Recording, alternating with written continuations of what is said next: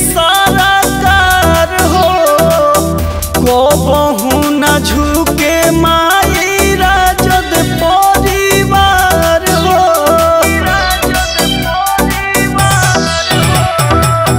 तेज रफ्तार तेजस्वी सरकार हो कबहू न झुके माई राजद परिवार हो।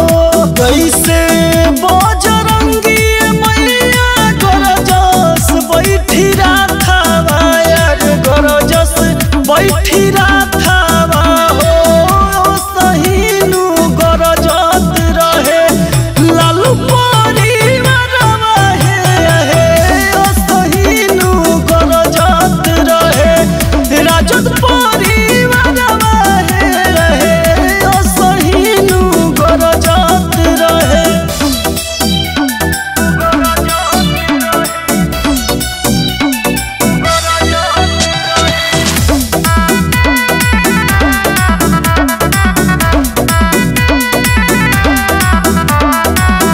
तोहरे दया से मैया